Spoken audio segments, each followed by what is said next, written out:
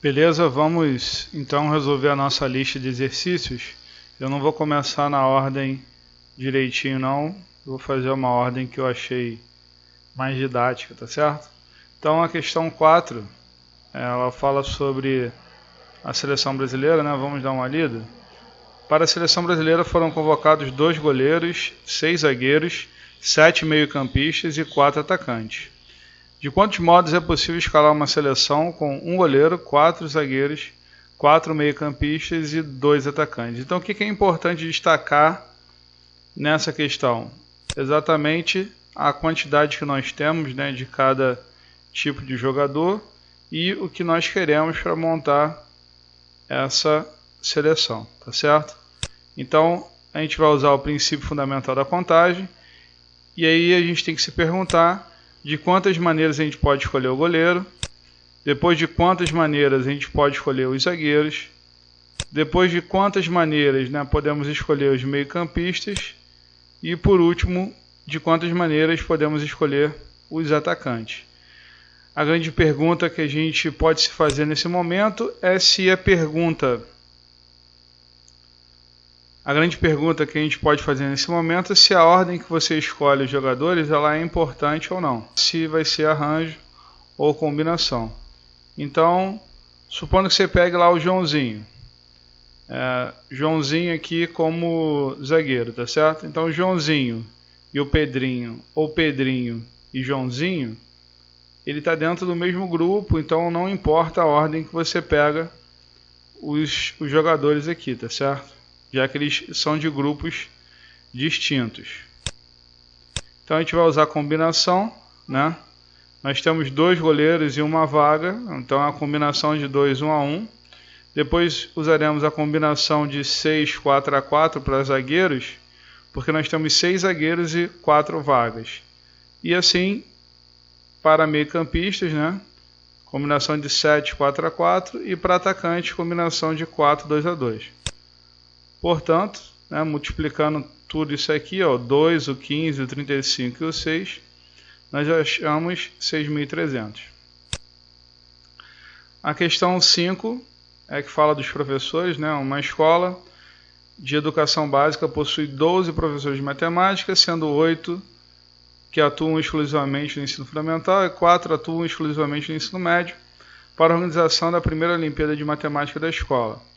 Será formada uma comissão com 5 professores de matemática, de modo que pelo menos um deles seja professor do ensino médio.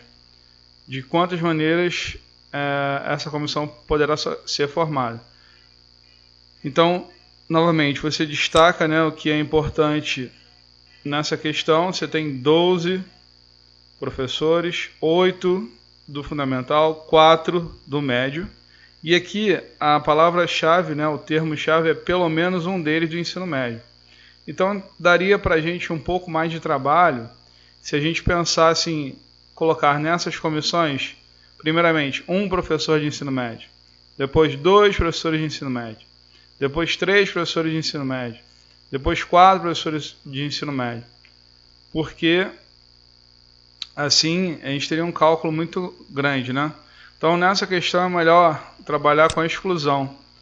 Então, qual é o caso em que você não tem professores de ensino médio? É o caso em que todos são do ensino fundamental. Então, você pega o total das comissões, né, que é a combinação de 12, 5 a 5, e exclui o caso em que você não tem professores de ensino médio. Porque todos os outros, então, que sobraram, tem pelo menos um cara do ensino médio. Então, isso deu 736. Beleza? Vamos para a próxima questão. Essa questãozinha eu usei um teorema que vocês vão estudar lá em aritmética, tá certo? É bem legal, mas quem conseguiu usar análise combinatória direta nela também está valendo.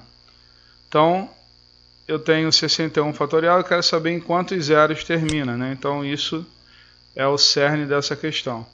Então, para saber em quantos zeros termina, a gente precisa saber quantos 2 nós temos na decomposição de 61 fatorial e quantos 5, né, nós temos. Tá certo? Porque é a multiplicação de 2 por 5 que gera o 10.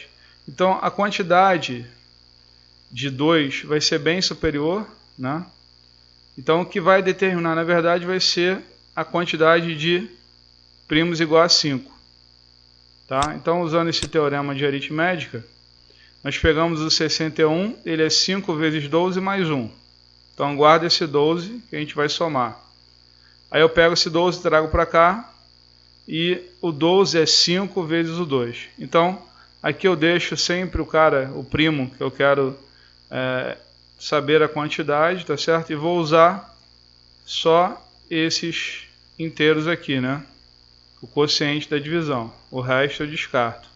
Então eu vou somar 12 mais 2, significa que o expoente do 5 é 14. Tá certo? Então, claro, 2 vai ter muito mais, mas você não vai conseguir formar 10, né? Então, com 14 zeros, a gente tem a terminação do 61 fatorial. Vamos para a próxima questão. Na próxima questão, Francisco escreveu todos os números de 144 até 2017. Então, a pergunta é quantas vezes ele escreveu o dígito 5. Para essa questão, nós vamos fixar na casa das unidades, né, o dígito 5, depois na casa das dezenas e na casa das centenas, tá certo?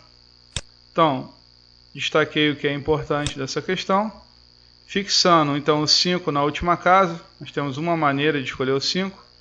E aqui a gente vai fazer variar de 14 até 201. Então eu pego 201 e tiro 13, então sobram 181 maneiras. Vezes 1 vai dar 188. Agora fixando na casa das dezenas, é o mais fácil, né? Você vai ter de 1 a 19 aqui na frente. E aqui você vai de 0 a 9, tá certo? Então são 10 possibilidades, 19 possibilidades, princípio multiplicativo, multiplica esse pessoal todo aqui, dá 190. Para a casa das centenas também é bem tranquilo, fixo 5 aqui, então você tem uma maneira de escolher o 5, e aqui você vai ter 10 algarismos para escolher, tanto na casa das dezenas como na casa das unidades. Totalizando então, 1 vezes 10 vezes 10 vai dar 100. Mas você tem que fixar também o 1, né, na casa do milhar aqui. Então você tem uma maneira de escolher 1, uma maneira de escolher o 5, né? E aqui 10 algarismos possíveis na casa das dezenas, 10 algarismos possíveis na casa das unidades. Então aqui também deu 100. Portanto, né, somando todo esse pessoal aí, 188, 190 e o 200, a gente encontraria aqui em 78 a letra E. E a questãozinha mais chata é essa aí, né, da malha. Mas toda vez que cair a malha, você já pode pensar numa permutação com elementos repetidos. Né? Vamos dar uma lidinha nela. Um jogo disputado em uma malha de 16 pontos, conforme a figura esquerda abaixo, essa figura aqui. Né? O jogador A inicia no ponto P e deve chegar até o ponto Q. Então, sai de P até Q.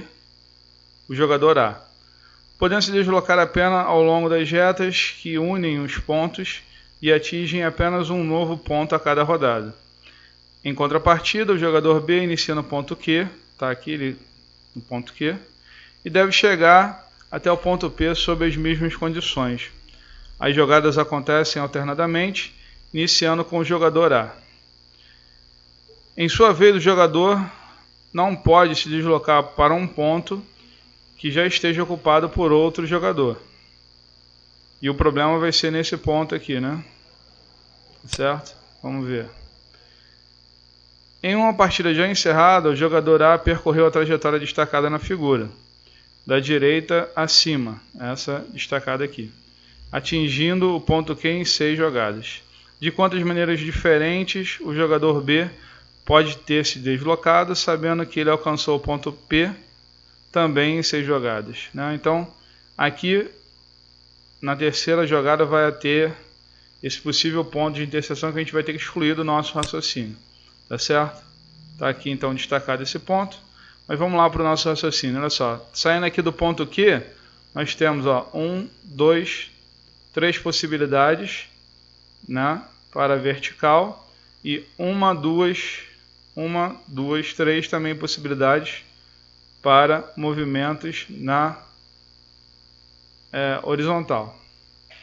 Tá certo? Então, somando 3 mais 3 dá 6. Então, isso é uma permutação de 6 elementos. Está aqui, 6 elementos em que 3 são de um tipo e 3 são do outro, né? Então, isso dá 20.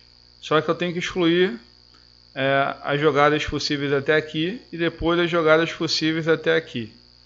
Como que eu chego do ponto Q até esse ponto aqui, R? Eu tenho uma na vertical e 2 na horizontal. Então 1 mais 2, 3.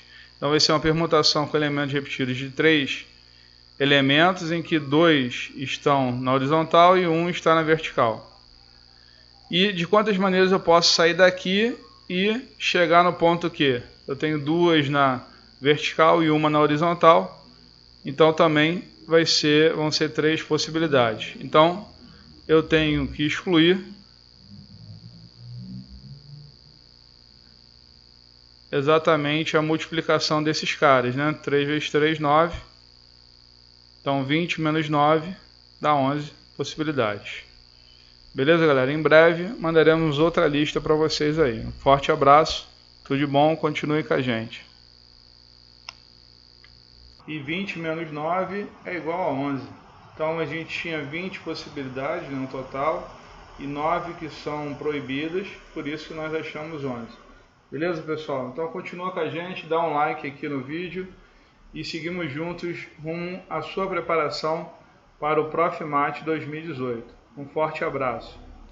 Em breve nós mandaremos uma lista extra sobre análise combinatória, em que nós iremos disponibilizar somente os comentários, né, de cada questão, e mandaremos uma outra lista sobre probabilidade, que vai ser o nosso segundo assunto. Um forte abraço.